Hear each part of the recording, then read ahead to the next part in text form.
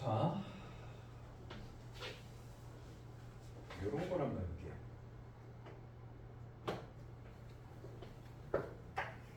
A 제곱 더하기 3A는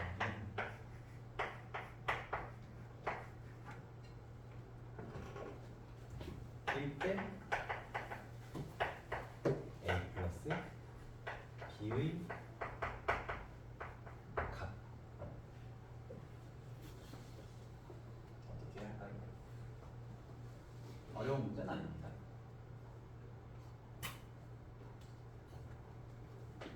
일단 답은 마이너스 3이에요. 반전 조건에 A랑 B는 다르다가 있어야 됩니다. 자, 일단은 우리 의식의 흐름대로 저걸 이제 접근을 해보면 B제곱을 옆으로 넘겨서 A제곱 마이너스 B제곱 B도 옆으로 넘겨서 이런 모양 만들 수 있죠? 얘가 0이다. 그렇지? 근데 이게 A 마이너스 B 공통인수로 묶으면 A 플러스 B 더하기 3 이렇게 되겠죠? 맞아요? 그러니까 이게 0이니까 A랑 B랑 같던지 A 플 B가 마삼이던지 둘 중 하나다 이렇게 가겠죠? 맞아요? 자, 근데 내가 이 똑같은 식을 한번 다르게 서술을 해볼게.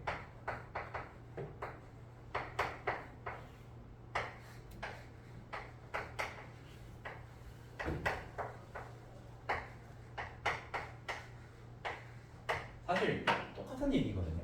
이 표현이나 이 표현이 똑같거든요. 그냥 이 두 개의 값이 같다고 했으니까 그 같은 값을 그냥 K라고 둔 정도의 차이인 거예요. 디지수 하나가 늘어난 그런 느낌이죠. 근데 이제 이 상황에서 우리가 이 식을 이제 어떻게 볼 수 있냐면, 봐봐.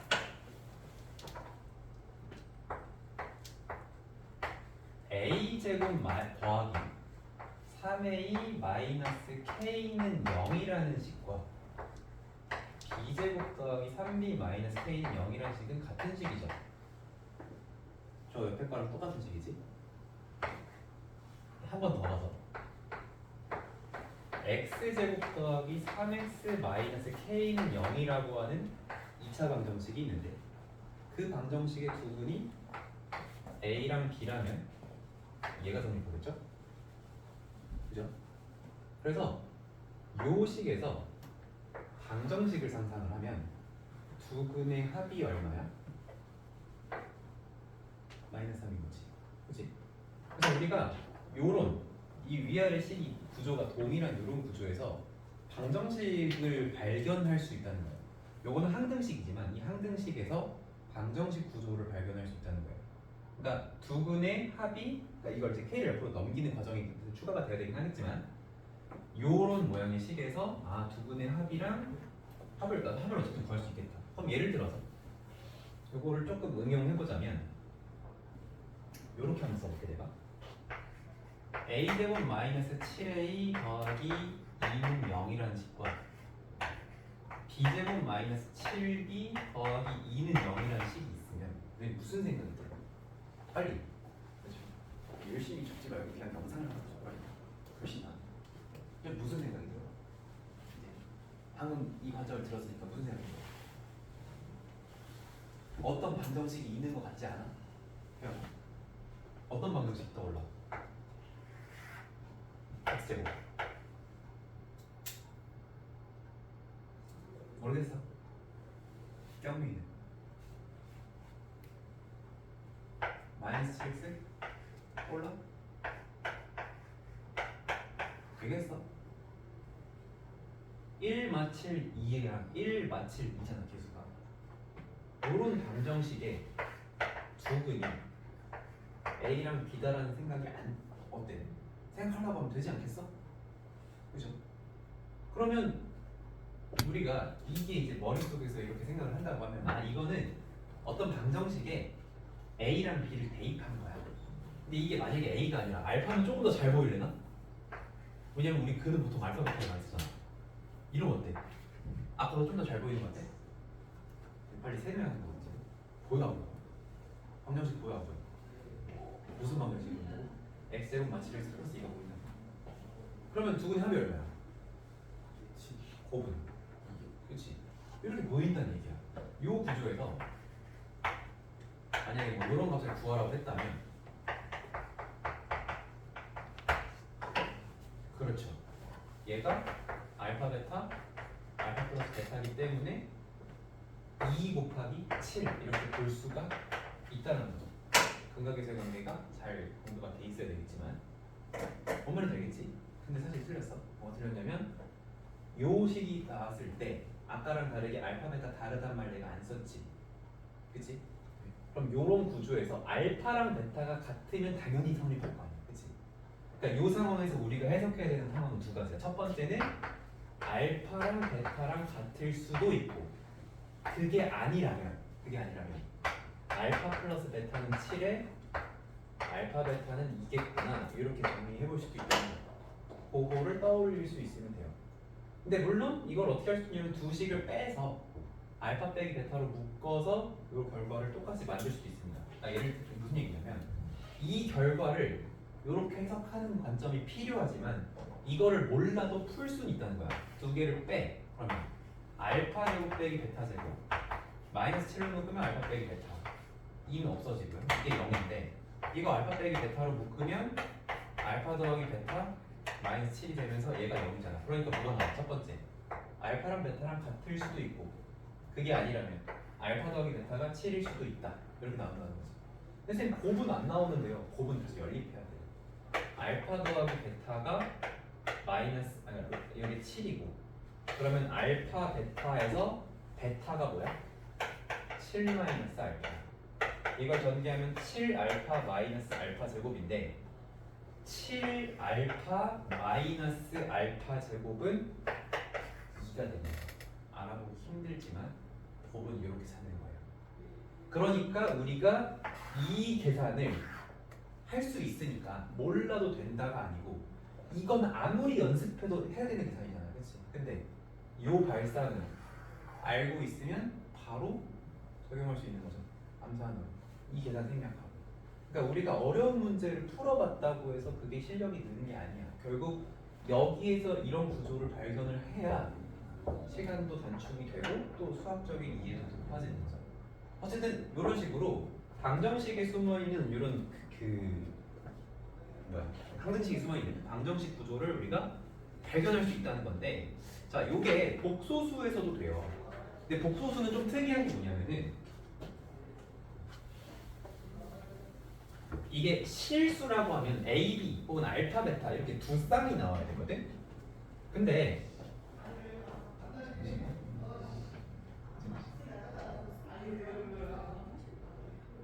일단 한 번에 계약하는 구조의 표현. 네. 원래는 그것도 있는데 지금 상담이 한번 교육을 좀 하고 싶어서. 그러면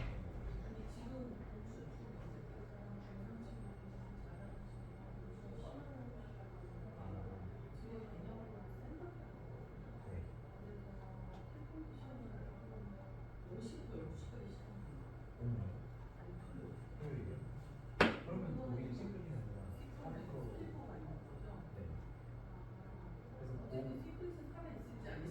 네. 그래서 네. 원래는 시크릿을 3%로 옮기는 생각을 했었거든요. 그렇게 옮기면서 친구들이 풀면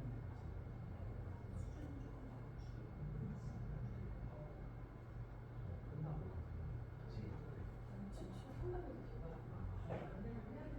네, 그거는 확실하지 않아서.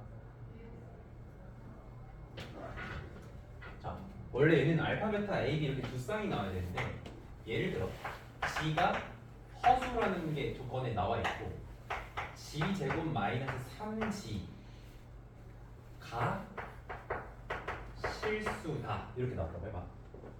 이렇게 나왔다고 해봐. 그러면 그 실수가 얼마인지 모르지만 우리가 이거를 G 제곱 마이너스 3G는 어떤 실수값 K 이렇게 넣을 수 있죠. 그죠? 근데 우리가 여기에다가 켤레를 취하면 어떻게 되냐면 G 켤레 제곱 마이너스 3G 켤레는 K의 켤레인데 실수는 켤레를 해도 뭐가 돼? 그대로 변하지 않아. 그치? 그치? 그래서 문제에서는 조건을 하나만 줬지만 우리가 켤레를 취해도 같은 게 나온단 말이야. 그치? 그치? 그러니까 이게 알파라면 이게 베타가 되는 그런 상황인 거죠. 그렇기 때문에 허수에서는 요식 하나만 줘도 우리가 방정식 구조를 만들 수 있어요. 그러니까 어떤 구조인 거죠? x제곱 마이너스 3x 마이너스 k는 0이라고 하는 방정식의 한 근이 지, 다른 근이 켤레, 이런 구조로 볼 수 있다는 거죠. 그죠? 근데 이 생각이 내재화돼서 너무 당연한 게 돼버리면 그냥 요식을 보자마자 x제곱 빼기 3x가 어쩌고 뭐 이렇게 되는 거잖아. 그치? 그러니까 두 분의 합이 몇이다? 3이다. 이렇게 알 수가 있다. 즉 요것만 보더라도 우리가 g 더하기 g 켤레를 3이라고 생각을 할 수가 있다는 거예요. 근데 그거의 생각의 기원을 타고 올라가면 요걸 어떤가 k라고 두고 거기에 켤레 취한 요식이랑 요식이 동시에 성립하니 x제곱 마삼 x 마 k는 0이라는 방정식의 두 분이 g랑 g 켤레여가지고 두 분의 합은 3이 되고 두 분의 곱은 마 k인데 어차피 그게 실수가 얼마인지 안 알려줬잖아. 이렇게 볼 수가 있다는 거죠. 그죠? 혹은 조금 더 직접적으로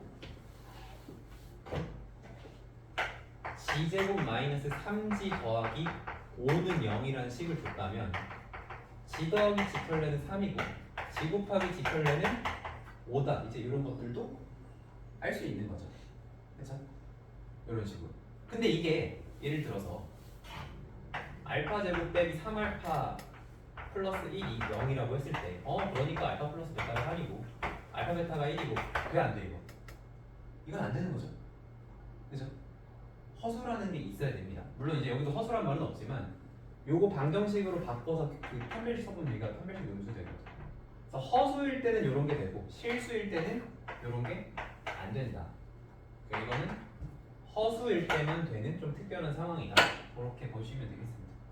어쨌든 그래서 이런 것들을 우리가 써먹어 줄 수가 있습니다. 그러면은 요거 한번 해봤고요. 요거 조금 연습을 해보자면 g제곱 마이너스 7g가 실수래. g는 허수입니다. 그럼 g 더하기 g 켤레는 얼마나 뜻일까요? 7이란 뜻일까요? 일단은 공식처럼 먼저 접근을 해도 괜찮을 것 같아. 이런 식으로. 근데 이게 왜 7이 되는가에 대한 생각의 근원을 또 타고 올라가 보면 g제곱 마이너스 7g는 k니까 이런 방정식이 있는데 이게 이제 x 마이너스 7x 마이너스 k는 0이라는 방정식의 한근이 g라는 건데 이게 g가 되면 g 켤레도 될 거 아니에요. 그렇지? 그러니까 두 분의 합이 7이고 두 분의 곱이 마 k인데 k는 어차피 뭔지 몰라. 합만큼은 우리가 알 수가 있다는 거죠. 이런 식으로. 자, 그러면은 이런 경우도 있어요. g 더하기 g분의 2가 실수일 때 이때는 g 곱하기 g 켤레를 알 수 있습니다. 2라고. 자, 요것도 이제 생각의 기원을 찾아보면은 요거의 값을 k라고 하고 양변에 g를 곱해주면 g제곱 더하기 2는 kz가 되면서 넘겼을 때 g제곱 마이너스 kz 플러스 2는 0이라는 식이 나오고요. 그랬을 때 요게 x제곱 마이너스 kx 플러스 2는 0이라는 방정식의 두 분이 g랑 g 켤레이기 때문에 두 분의 곱은 2다 이렇게 볼 수 있다는 거죠. 이해되나요? 그렇죠? 그래서 그러니까 이거를 그럼 이렇게 안 하면 어떻게 하는데요? 하면은 다 a 플러스 b입니다. 여기다 a 플 bi 여기다 a 플 bi 분의 2 넣어가지고 그게 실수니까 걔를 a 플 bi로 다시 정리했을 때 뭐가 되네? 허수 부분이 0이 되게끔 해야 돼. 실수라고 했으니까. 거기서 찾아지는 a 값, b 값을 이용을 해가지고 g 더하기 g 켤레가 얼마인지 찾아야 돼요. 당연히 b가 얼마인지는 안 나오고요. a가 얼마인지 나와서 아니지 a 제곱 더하기 b 제곱이 얼마인지 계산이 되는 겁니다. 근데 이제 그 과정을 생략하고 여기서 아까 얘기했었던 방정식 구조를 발견할 수 있으면 이 계산을 이런 식으로 해볼 수가 있다는 거예요. 그래서 요거 정리하면 됩니다. 뭐 음수제곱분 성질 관련 내용들도 좀 있는데 그거는 좀 나중에 참고하고. 자, 149쪽에 유형 6번, 20번 문제 한번 보겠습니다.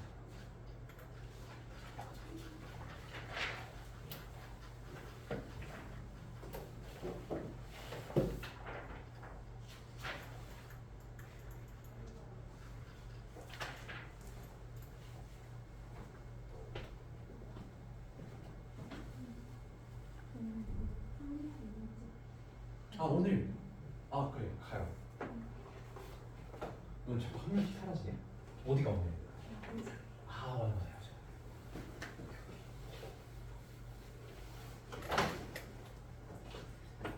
g 더하기 g분의 1 여기 실수예요. 그럼 잠깐 k라고 놨을 때 g 제곱 마이너스 kg 더하기 1은 0이라는 방정식을 만들 수 있어요. 근데 양변에 g를 곱한 거고요. 그럼 g 제곱 더하기 1은 kg 넘겨서 이렇게 만들 수 있죠.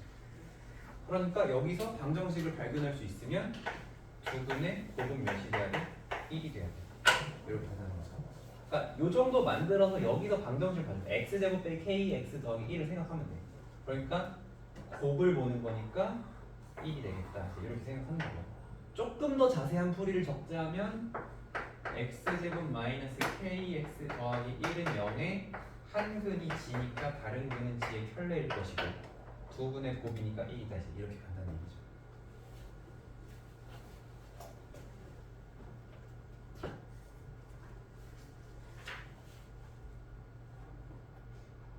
실수해서는 안 된다고. 실수해서는 안 되죠. 실수해서는 왜 안 될까요? 만약에 g가 실수야. 그러면 여기까지 모순 하나도 없습니다. 요 방정식의 근이 g인 것도 맞고 g 켤레인 것도 맞아요. 근데 g가 실수면 g랑 g 켤레가 뭐야? 같지. 다시 g가 실수면 얘랑 같지. 그러면 두 분의 곱이 gg 켤레가 아니지. gg 켤레는 뭐랑 같은 거야? g제곱이 돼버리는 거지. 그러니까 알 수가 없는 거예요. 그렇게는. 그래서 이건 허수라는 조건이 있을 때만 알 수가 있습니다. 실수해서는 안 돼요. 자, 21번. 이거는 더 보기가 쉬워요. 3이지 뭐 3. 왜 3이야? 자, 이 값이 실수래. 그러면 그 값을 k라고 했을 때 g제곱 마이너스 3g 마 k는 0이라는 식이 성립하니까 그러니까 두 분의 합은 3이라는 거야. 근데 이걸 조금 더 자세한 설명을 적자면 여기에서 우리가 뭘 생각하는 거냐면 x제곱 마이너스 3x 마이너스 k는 0이라는 방정식인데 한 근이 g, 다른 근이 g 켤레다. 허수라는 조건이었으면 g랑 g 켤레가 다른 근이 되는 게 아니라 같은 근이 돼버린 거구나. 그렇지? 얘가 주근일 수도 있잖아요. 근데 그런 거 없잖아. 그렇지? 그러니까 그래서 두 근의 합으로 볼 수 있으려면 얘가 허수라는 조건이 필요하다는 거야. 어쨌든 그래서 두 근의 합이 3이다. 그래서 답은 3 이런 식으로 봐주시면 되겠죠. 그래서 그거 잘 연습을 해주시고요. 넘어가서 복소수를 근으로 해서 2.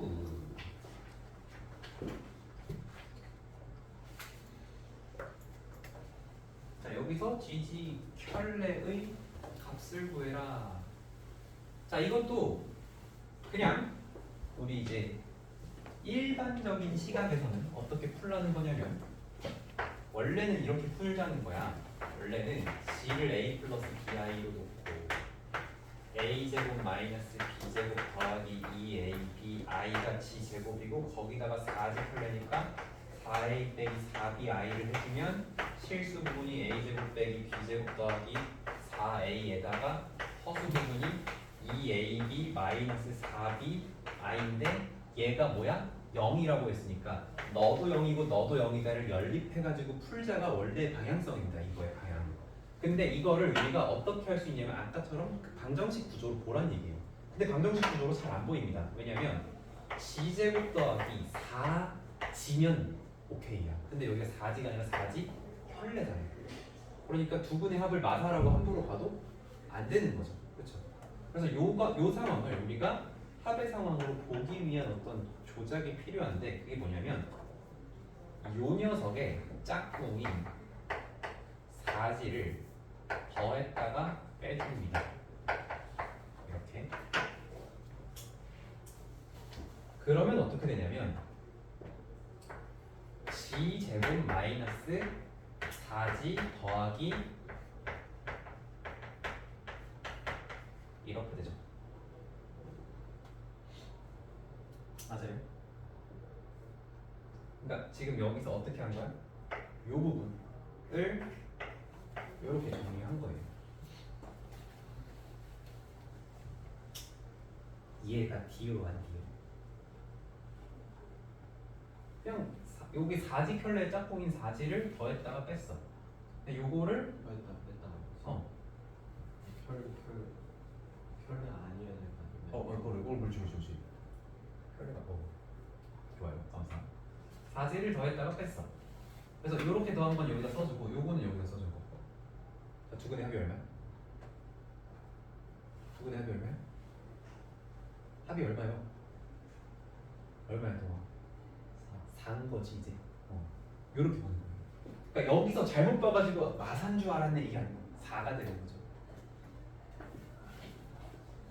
그런데 지금 내가 실수라고 쓴 이 부분이 뭐야? 지 더하기 지켤레잖아. 그렇죠? 그러니까 일단은 이걸 방정식 구조, 지를 대입한 구조로 만들려고 이렇게 했는데 하고 났더니 이렇게 됐다는 거죠. 그럼 이거 다시 정리하면 뭐예요? 지제곱 마 4지 더하기 16이 0이기 때문에 합은 4고 곱은 16이다가 된다는 거예요. 여기서 곱을 물어봤으니 답은 16이 된 거죠. 비교가 된 지금 두 가지 풀이가. 이거 사실 끝까지 하지도 않았어요. 이거 원래 연립해서 풀어야 되는 문제입니다. 원래 같으면. 근데 이제 이렇게 항이 두 개가 나왔을 때 뭐 요거랑 같은 거 뭐 크기랑 그 각으로 보는 것도 있고 요거를 이제 방정식 구조로 이렇게 바꿔서 푸는 방법도 있습니다. 요거는 방정식 구조로 푸는 그런 문제였어요. 이런 변형이 쉽지는 않지만 어쨌든 익숙해지셔야 됩니다. 그래서 이렇게 해주시면 되겠습니다. 자, 그 밑에 문제도 똑같이 해주시면 되는 거예요. 이것도. 그러면 자, 한결이 너 연필 버려 이제 좀. 이제 좀 가. 앞에 좀. 자, 여기서 우리가 목표는 지를 대입한 구조로 식을 변형을 하는 거예요. 그 구조를 변경할 때 쓰는 게 마일프릴이에요. 이 썼던 거를 더했다가 뺐다. 그렇게 해서 내가 원하는 형태를 만드는 거야. 그럼 여기 지금 지제곱 더하기 5 지의 켤레잖아. 한결아 뭐 해야 되겠어? 뭐 해줘야 되겠어? 그렇지. 플러스 5 지 마이너스 5 지를 해서 너네는 실수 부분을 뒤로 그냥 묶어주라는 얘기예요. 그럼 이게 지제곱 마이너스 5지 더하기 5 곱하기 실수 이렇게 들어가는데 여기가 지 더하기 지켜야죠. 그러니까 지금 여기서 두 분의 합이 얼마가 돼? 5가 돼. 그러니까 얘가 5가 돼. 그러니까 방정식이 지제곱 마이너스 5지 더하기 25는 0이 되면서 합은 5가 되고 곱은 25가 된다. 이런 식으로 해줄 수 있다는 거예요. 그래서 이런 구조들을 만드는 거고 여기 이제 방정식에도 비슷한 방식들이 있습니다. 이런 변형들을 잘 연습을 해주시면 되겠어요. 26번, 7번 다 마찬가지입니다. 자 이렇게 하면 일단은 웬만한 내용은 다 다뤄봤고요. 마지막으로 한 가지만 정리하고 끝낼 건데 요거는 교재 개념을 조금 볼게요. 개념에 142쪽, 143쪽이 있는데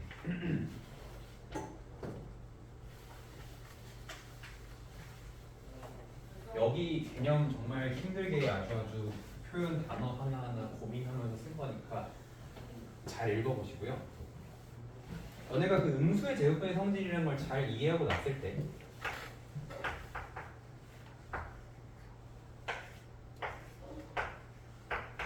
요런 계산에서 이제 많이 미끄러질 수가 있거든요. 자, 고개를 들러? 지금 읽어보는 건 아니고 자, 요거 제곱하게 되면 앞에 거 제곱 뒤에 거 제곱 2배에 앞에 거 뒤에 거 될 것 같잖아요. 근데 이거 틀렸습니다. 틀렸어요. 어디가 틀렸을까요? 맞아요. 요게 알파 앞에 거 제곱 뒤에 거 제곱 2배에 앞에 거 곱하기 뒤에 거가 돼요. 이게 맞는 표현이에요. 근데 그게 그거 아닌가요? 그거는 실수일 때는 맞는 표현이고 허수일 때는 루트 알파랑 루트 베타를 곱했을 때 마이너스 루트 알파가 마이너스 루트 알파 베타가 될 수도 있는 거죠. 거기 써있어.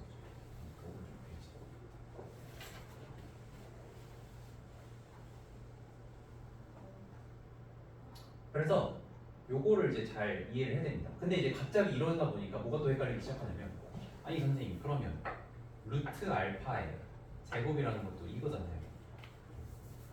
루트 베타의 제곱이라는 것도 이거잖아. 그럼 이것도 뭔가 달라질 수도 있는 거 아닌가요? 이제 이런 생각도 해봐야 되지 않나? 그죠? 우리가 이거를 분배법식으로 계산을 한다고 하면 루트 알파, 루트 베타, 루트 알파, 루트 베타니까 루트 알파 곱하기 루트 알파 2 루트 알파, 루트 베타, 루트 베타 곱하기 루트 베타 뭐 이런 식으로 써내는 거잖아요. 그렇죠? 자 그래서 요거 관련해가지고 잠깐 어디 교실 쪽이었지? 143쪽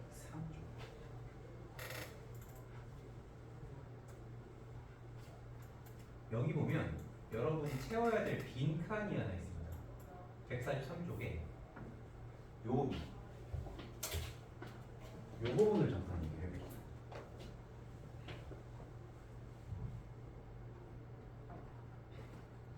자 이거는 잠깐 내가 음수제곱 성질을 설명 안 하고 왔네. 음수제곱 성질 잠깐 보고 오겠습니다.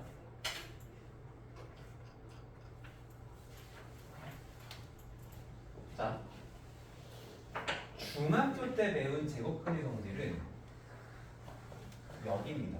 이게 중학교 때 배운 제곱근의 성질이에요. A랑 B랑 양수일 때만 쓰라고 돼 있어요. 그리고 중학교 때 배운 제곱근의 성질이 여기입니다. A랑 B랑 양수일 때만 쓰라는 거예요. 그래서 둘 다 양수면 확실히 루트 A랑 루트 B 곱했을 때 루트 AB가 된다는 거고요. 루트 B분의 루트 A라면 루트 안에 B분의 A가 된다는 거죠. 이렇게 만들어주면 돼요. 근데 이게 이 안에 있는 부호들이 바뀜에 따라서 공식이 똑같이 유지가 되는 애들도 있는가 하면 똑같이 유지가 되는 애들이 있는가 하면 아닌 애들도 생긴다는 거죠. 이렇게 조금 달라진 것들. 그죠? 그래서 일단 너네가 저 공식을 잘 알고 있다는 가정에서 이런 거죠. 루트 2랑 루트 마3을 곱하면 루트 2랑 루트 마이랑 루트 마3을 곱하면 루트 마이랑 루트 3을 곱하면 이런 계산들이 어떻게 될 거냐? 자, 이런 거에서 일단은 루트 안쪽이 a 곱하기 b가 되는 거는 변하지 않습니다. 언제나. 그래서 얘도 루트 마육이고 얘도 루트 6이고 얘도 루트 마육이야. 자, 일단은 내가 여기 얘기하는 건 부호는 따지지 않고 루트 안쪽이 a, b가 된다는 건 변하지 않는다라는 걸 이용해서 이렇게 쓴 거예요. 그럼 그 다음은 어떻게 돼야 돼? 근데 저기를 보니까 저 앞에 다른 애들은 부호가 그대로 나오는데 딱 하나 둘 다 음수인 A도 B도 음수인 이 상황에 대해서는 앞에 마이너스를 붙여야 된다는 거죠. 그게 마이너스 붙어있는 여기니까 여기만 마이너스를 붙여야 된다는 거야. 안쪽을 요거 두 개를 곱한 걸 여기 쓰고 여기 곱한 걸 여기다 쓴다. 이거는 변하지 않아요. 이거 곱한 걸 여기다 쓴다. 변하지 않아요. 마이너스가 튀어나온다 이런 게 아니죠. 그러면 이게 왜 성립하는 거냐라고 했을 때 요거에 대한 그 증명은 이렇게 됩니다. 얘가 루트 2 곱하기 루트 3i라서 루트 마3이 루트 3i라서 루트 6i가 된다는 거야. 근데 얘가 루트 6i죠. 그러니까 그걸 같잖아. 이렇게 되는 거야. 그러면 얘는 왜 이게 되면 안 되고 왜 마이너스가 붙어야 되냐라는 거에 대해서도 얘가 뭐야? 루트 2i고 뒤에 거 뭐야? 루트 3i야. 두 개를 곱했으니까 뭐야? 루트 6i 제곱이잖아요. 그래서 마이너스가 나와야 된다는 거야. 이게 없으면 안 맞다는 거지. 그치? 그래서 마이너스가 붙어야 된다는 겁니다. 음수일 때도 마찬가지로 증명을 해주면 돼요. 근데 음수일 때도 너네 음수일 때 많이 헷갈려 하거든. 그러니까 이거를 푸는 애들은 둘 중 하나야. 음수의 제곱을 정확하게 이해하고 푸는 애들 없고 i를 끄집어내서 파거나 아니면 공식만 외워서 풀거나 두 가지인데 공식 외워서 하는 친구들 특히 나눗셈에서 많이 힘들어하거든. 예를 들어 요거 보세요. 요게 있고 요게 있고 여기가 있다고 했죠. 자 일단은 이 나누기의 상황은 나누기의 상황도 루트 b분의 루트 a면 루트 안에 b분의 a가 된다는 사실은 변하지 않아요. 다 루트 안에 b분의 a야. 근데 유일하게 요거만 앞에 마이너스를 붙이는데 어디가 음수일 때냐면 분모만 음수일 때. 분모가 음수이고 분자가 양수인 그 상황에서만 마이너스가 붙는다 이거야. 그러니까 지금 여기서는 얘가 그런 상황이죠. 분모 안에 있는 것만 음수인 이런 상황. 자 그러면 이제 다른 애들 어떻게 하라는 거냐면 이거 그냥 루트 마이분의 마이로 해주라는 거예요. 그럼 마이분의 마이도 얼마인데? 3이잖아. 이렇게 하라는 얘기예요 그냥. 그러니까 바로 이렇게 넘어올 수 있어야 돼요. i를 끄집어내기 전에. 얘도 마찬가지야. 얘도 그냥 2분의 마이이니까 루트 마삼이라고 쓸 줄 알아야 되는 거야. i를 안 끄집어내더라도. 이게 공식인데 왜 안 하려고 하는 거야? 이렇게 해야지. 근데 얘를 이렇게 하는 애들이 되게 많아. 얘 마이너스 튀어나오는 애니까 이렇게 쓰는 친구들이 되게 많다. 근데 이렇게 되면 뭐가 틀렸냐? 루트 b분의 루트 a는 어쨌든 루트 안에 b분의 a거든. 그럼 b분의 a면 뭐가 들어가야 돼? 마이분의 6이니까 여기가 마삼이 되잖아. 이 마이너스가 튀어나오는 개념이 아니에요. 어쨌든 여기는 뭐가 된다? 마삼이 된다. 그러니까 아까 곱셈이랑 마찬가지로 니들이 이 계산을 풀 때 제일 먼저 해야 되는 건 i를 끄집어내는 게 아니라 이 루트 안쪽에 있는 연산을 일단 하나로 합쳐. 일단 하나로 합쳐 다. 하나로 합쳐 놓은 상황에서 여기 플러스죠. 하나로 합쳐 놓은 상황에서 얘는 둘 다 마이너스, 얘는 분자가 마이너스니까 얘네들은 부호가 그대로인 거고 분모만 음수인 얘만 앞에다가 마이너스를 붙여주면 된다. 이런 순서로 계산을 하셔야 돼요. 물론 i를 끄집어내서 계산을 하더라도 답은 맞을 겁니다. 근데 답이 나온 대신에 과정이 느리잖아. 그치? 그러니까 우리가 처음 배울 때는 뭐 i를 끄집어내면서 공식 유도를 하더라도 최종적으로는 이런 식으로 계산을 하는 게 여기의 목표입니다. 근데 잘 봐. 그러면 루트 a 제곱과 루트 a의 제곱은 무슨 차이냐? 라고 했을 때 자 이게 중학교 버전으로 해봅시다. 중학교 버전. 중학교 버전 a가 양수죠. 얘 뭐로 나와요? 그치. 이거 맞아. 중학교에서 절대값 a로 나오고 얘는 a로 나오죠. 그치? 이렇게 나오는데 이제 고등학교 때는 안에 a가 음수일 수 있잖아. 근데 중학교 때 여기선 a가 음수도 상관이 없죠. 그러니까 절대값 a라고 나와야 된다는 거지. 중학교 때. 근데 중학교 때 여기선 a가 음수면 돼, 안 돼? 안 돼. 그러면 고등학교 때도 요거 써도 되는 걸까? 그거를 먼저 이해를 해봐야 되겠죠. 그죠? 자 여기는 의심할 여지가 없어. 여기는 양수든 음수든 어차피 루트 안쪽에 있는 a 제곱이 음수가 안 되기 때문에 괜찮은 거야. 근데 이제 여기가 이제 관건인 거죠. 여기를 a라고 써도 될까? 자 근데 일단 첫 번째 우리가 루트 마이너스 1을 i라고 약속을 했거든. 그렇게 얘기하면서 어떤 생각을 한 거야? 제곱해서 마이너스 1이 되는 한근을 루트 마이너스 1이라고 했기 때문에 루트 마이를 제곱하면 당연히 마이너스 1이 나와야 돼. 즉 루트 안에 음수가 있어도 루트 a를 제곱하면 a가 된다는 사실은 변하지 않아. 이거의 기호 자체가 마이너스 1의 제곱근이기 때문에 얘를 제곱하면 마이너스 1이 나와도 변하지 않는 거야. 그러니까 루트 a는 a라고 말할 수 있다는 거예요. 근데 문제는 그래도 갑자기 이제 음수의 제곱근이랑 엮어서 생각했을 때 헷갈릴 수가 있다고. 루트 a의 제곱이라고 하는 것은 루트 a와 루트 a를 곱하는 거죠. 그죠? 야, 여기서는 우리가 경우의 수가 두 가지밖에 없어. 첫 번째 a가 양수인 경우. 두 번째 a가 음수인 경우. 자, a가 양수인 경우에는 그냥 당연히 a가 되겠죠. 이건 어려운 게 아니지. 근데 이제 a가 음수인 경우에는 루트랑 루트를 곱하면 뭐가 돼버려? 음수 제곱근의 성질이 돼버리는 거지. 맞아? 그러면 음수 제곱근의 성질에 의하면 그냥 a 아닌가요가 아니라 어떻게 돼야 돼? 마이너스 a가 돼야 되는 거 아니야? 아니 그러면 이 공식이 틀린 건데? 그러니까 a가 둘 다 음수면 곱했을 때 마이너스 붙여야 되잖아. 그럼 루트 a 곱하기 루트 a가 음수일 땐 마이너스 a가 돼야 되는 거 아니냐고. 너네가 이렇게 착각하기 쉽다고. 이게 아니야. 이거 틀렸어 지금. 마이너스 a가 아니야. 플러스 a가 맞아. 음수인 상황이어도. 설명할 수 있겠어? 마이너스 A 아니죠. 다시 뭐라고? 마이너스 A 아니죠. 뭔 소리야? 마이너스 a i 제곱이라는 거 말이야. 루트 A가 그럼 마이너스 A 아니 그러니까 마이너스 A. 맞아. 근데 그거를 음수의 제곱근으로 설명할 수 있겠냐고. i를 끄집어내는 게 아니라 저 음수 제곱근의 성질로 설명할 수 있겠냐고. 지금 얘도 음수고 얘도 음수면 마이너스 붙여야 되잖아. 그렇지? 근데 지금 여기서 또 무슨 실수를 하고 있는 거냐면 이거야. 루트 a랑 루트 a를 지금 곱하는 상황이잖아. 그죠? 그럼 얘랑 얘랑 곱하면 뭐가 돼야 돼? 일단 하나로 합쳐야 돼. 일단 하나로 합쳐야 돼. 그리고 나서 둘 다 음수니까 뭘 해주는 거야? 마이너스를 붙이는 거야. 얘도 제곱근의 성질에 의하면 a가 아니고 루트 안에 a 제곱인 거지. 근데 둘 다 양수니까 일단 이렇게 써주는 거야. 그거 안 바뀌니까. 그리고 얘는 다시 뭐예요? 절대값 a고요. 얘는 뭐예요? 마이너스 절대값 a죠. 그치? 근데 a가 양수니까 너는 다시 a가 되는 거고, 여기는 a가 음수니까 다시 플러스해서 a가 된다. 이렇게 되는 거예요. 결과적으로 음수 제곱근의 성질이라고 설명을 해도 이건 맞는 보게 되는 거예요. 이런 식으로 가야. 그래서 요거를 이제 루트 알파 더하기 루트 베타를 제곱하는 그 상황으로 갔을 때도 아까 요거 그 상황으로 갔을 때도 일단 절대값 a 맞고요.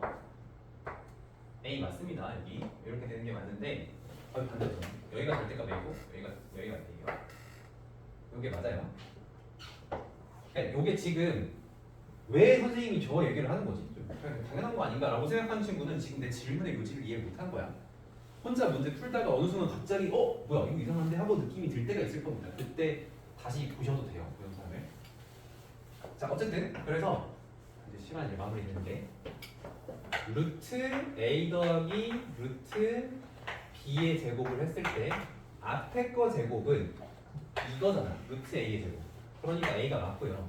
뒤에 거 제곱도 b인 게 맞습니다. 그리고 나서 이 루트 a 곱하기 루트 b 이렇게 되는 건데, 만약에 여기에서 a도 음수고 b도 음수인 상황이라면 이 루트 a 루트 b 이 곱한 요 상황이 루트 ab로 합쳐지고 마이너스가 튀어나가기 때문에 a 더하기 b의 가운데가 마이너스 2a 루트 ab 이렇게 나와야 된다는 얘기예요. 그래서 어쨌든 이거 루트 a 더하기 루트 b의 제곱이 이렇게 두 가지로 나눠 써졌지만 사실 하나로 쓸 때는 그냥 이렇게 쓰면 다 맞는 얘기고요. 거기에 음수 제곱근의 성질에 대한 판단이 추가적으로 들어가셔야 됩니다. 근데 이게 자주 나오진 않아요. 요거는 문제집에 하나도 없는 경우들도 되게 많이 있는데 내신이나 모의고사 같은 거에서 한 번씩 니들 개념 정확히 아니 하면서 물어봐요. 근데 나올 때마다 틀리고 나서 아 맞다 이러지 마시고 정확하게 이해를 해서 이해를 바탕으로 하라는 뜻이고요. 어디를 볼 거냐면 마무리를 좀 하고 넘어가려고 합니다. 48번. 48번이네. 개념 하나만 더 보고 진짜 마지막으로 보고 넘어갈게요. 자, 여기 보면은 이 음수 제곱근의 성질이 이런 식으로 써 있어요. 이 교과서가 좀 치사한 영역인데 뭐냐면 학교 선생님들이 좀 좋아하는 주제거든. A가 양수이고 B가 양수이면 루트 A는 마루트 AB다. 이게 성립하지만 반대는 성립하지 않는데, 뭐야 지금까지 반대 성립하는 줄 알고 문제 풀었는데 근데 반대가 성립하지 않는데. 자, 예를 들어서 이런 겁니다. 뒤에 나오는 문제를 예시로 들자면 이렇게 있는데 얘가 이렇게 있어. 앞에 마이너스 있어. 날 봐. 거 보지 말고 날 봐. 이렇게 있어. 그러면 어떻게 되냐면 얘랑 얘가 둘 다 우리 음수일 거라고 생각을 해. 그렇지 않니? 맞지? 그렇게 생각을 할 거지. 그러면 x가 2보다 작아야 되고 또 x가 5보다 작아야 하니까 음수 좀 X로 돼 있네요. 뭐가? 저 그러네. 음수로 바꿔야 되겠죠. 못합니다. 네. 그러면 이제 2보다 작고 5보다 작아야 되니까 이렇게 한단 말이에요. 근데 이렇게 하면 틀린다고. 이게 여기 하면 틀린다고. 왜냐면 x가 2여도 돼. 여기 등호가 들어가도 성립해. 여기가 등호가 들어가도 성립해. 그럼 이제 여기도 등호를 칠하고 여기도 등호를 칠하면 아 그러니까 x가 이 이하인가 보다 이제 이렇게 생각하거든. 근데 이래도 틀렸어. 답이 이겁니다. 이거를 만족하는 범위가 이렇게 돼요. 무슨 말이냐면 2 이하여도 되지만 5여도 돼요. 왜냐면 자 2 넣어봐. 0은 0 성립하죠? 5 넣어도 0은 0 성립하죠? 그래서 얘가 만족하는 거를 부등식 영역으로 나타내면 이렇게 되는 거야. 여기도 되고 여기도 되고 여기도 되고 이렇게 된다는 거야. 선생님 저는 저렇게 해봐서 틀려본 적이 없는데요 하는 친구들은 왜 그러냐면 이런 문제에 다 이거 써있어요. 단 x는 2가 아니고 5가 아니다가 써있어요. 그래서 그 복잡한 상황을 일부러 피해 준 거야. 근데 우리는 이런 거 잘 안 읽고 풀기 때문에 그냥 내가 맞는 줄 알고 풀고 있었던 거야. 그래서 요거는 자 얘들아 이 두 부등식을 연립하면 답은 이게 맞아요. 그쵸? 2 이하랑 5 이하를 동시에 만족하는 건 2 이하여야지 맞아. 근데 5가 들어가잖아. 그러니까 이거를 어떻게 생각을 해야 되냐면 그래서 이런 거예요.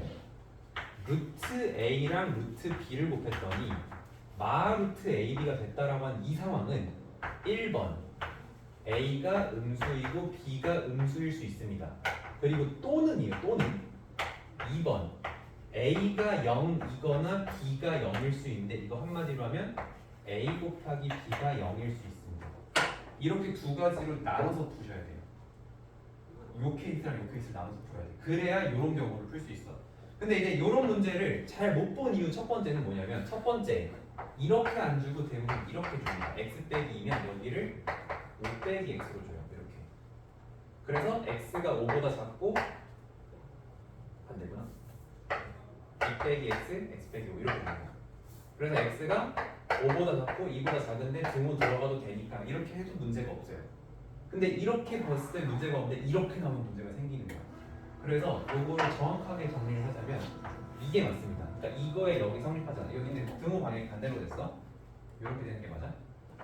요거일 때 요거가 성립하지만 반대는 성립하지 않는다. 반대가 성립할 때는 각각이 0인 경우도 추가적으로 따져야 되는데 결국 뭐냐면 우리가 부등식을 직접 만들었기 때문에 이 부등식의 경계 부분에서 어떤 일이 일어날지는 예민하게 한 번 더 따지는 습관을 가져야 된다는 겁니다. 그래서 요거까지 포함을 시켜야 우리가 정확한 해결을 할 수가 있고요. 요거 156번 보면서 오늘 수업 156쪽의 한 문제 보면서 오늘 수업을 마무리하겠습니다. 단수 등식을 모두 만족시키는 정수 x의 개수를 구하여라. 자 지금 두 개를 곱했는데 앞에 마이너스가 튀어나온 걸 보니 음수 제곱권 성질에 의해서 너랑 너랑 음수겠구나. 그럼 x가 여보이고 x만 3이 요거 이어야 함으로 x는 0보다 작고 3보다 작아. 동시에 만족하는 건 0보다 작다겠죠?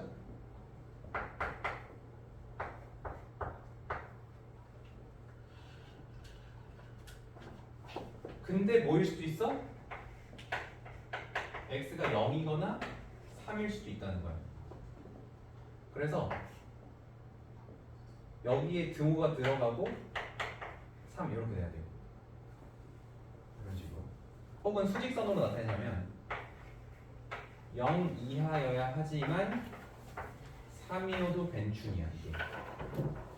이런 식으로 돼야 돼.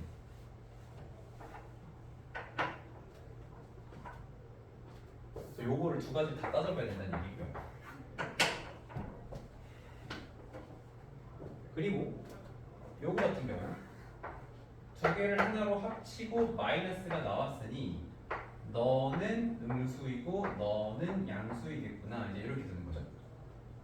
그럼 여기서 이게 양수가 되려면 x가 4보다 작아야 되겠네요. 그리고 여기 되려면 x가 마3보다 커야 되겠네. 그러니까 요거를 만족하는 거는 마3 4가 되겠고요. 근데 여기서 또 0이 될 수 있는 걸 따졌을 때 분모는 0이 되면 안 되겠지만 분자는 0이 될 수 있는 거죠. 그래서 x가 4여도 성립합니다. 그럼 여기에 4의 색칠을 한번 해줘야 되는 거죠. 그래서 우리는 요거랑 요거를 동시에 만족하는 애들을 다 찾는 겁니다. 근데 만족하는 정수를 찾는 거죠. 그러면은 이제 연립을 했을 때 마3부터 4까지 그리고 0부터 소록 쭉 그리고 3이어도 벤춤 이렇게 되면 동시에 만족하는 부분이 일단 여기가 있고요. 그리고 이 3도 되는 거죠. 3. 그래서 마2, 마1, 0이랑 3까지 해서 총 4개가 됩니다. 근데 이거를 그냥 풀면 3을 빠뜨릴 가능성이 굉장히 높아요. 3이어도 괜찮다. 그래서 이렇게 풀어주시면 되겠습니다. 이 문제가 쉬운 버전이면은 0이 아니다, 0이 아니다, 0이 아니다, 0이 아니다를 주고 푸는 거예요. 근데 이거를 이렇게 연역적으로 정확하게 단계별로 풀기가 어렵기 때문에 그래서 이제 내가 조금 더 추천하는 방법은 뭐냐면 이건 어차피 정수만 구하면 되잖아. 정수만 구하면 되니까 일단은 너네가 이걸 몰랐다고 생각하고 풀어. 일단 이걸 몰랐다고 생각하고 푸는 거야. 그럼 어떻게 돼? 이걸 몰랐다고 생각하고 일단 풀면 여기서 0보다 작다, 3보다 작다 합치면 0보다 작다만 일단 남기는 거예요. 이렇게. 그리고 여기서는 마3보다 크고 4보다 작다를 이렇게 남기는 거예요. 그죠?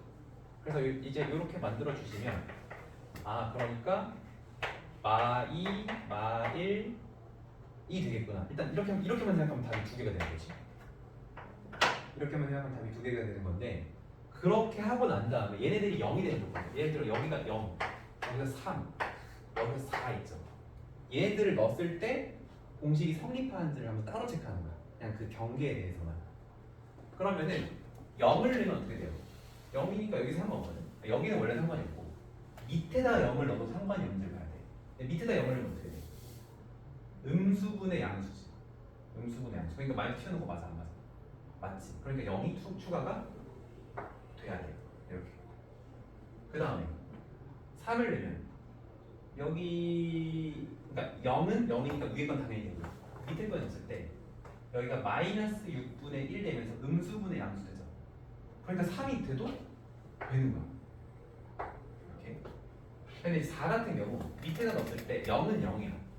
밑에는 당연히 돼. 근데 위에다 넣었을 때 양수 곱하기 양수인데 마이너스가 튀어나오면 안 되죠. 그러니까 4는 들어가면 안 되는 거니까 그냥 음수의 제곱근의 성질 음수의 제곱근의 성질로 구한 2개에다가 경계에 대한 민감성으로 찾은 2가지 0, 3까지 해서 그래서 총 몇 개가 된다? 4개가 된다. 이렇게 생각하는 게 조금 더 편할 겁니다. 일단은 저기 안쪽이 다 0이 안 되는 거로 먼저 풀어놓고 경계에 대한 것들은 실제로 계산을 한번 해보는 식으로. 자, 그래서 진짜로 마무리하겠습니다. 36분이네. 오늘 고생하셨고 다음 수업은 요번 주 토요일 아닙니다. 다시 이야기할게. 요번 주 토요일이 아니고 다음 주 토요일 1시 반에 다시 한번 모여서 2차 방정식 마무리할 겁니다. 이렇게 정리하고요.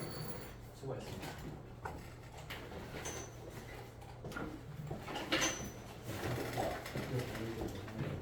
한 번만 더 일단 하려고.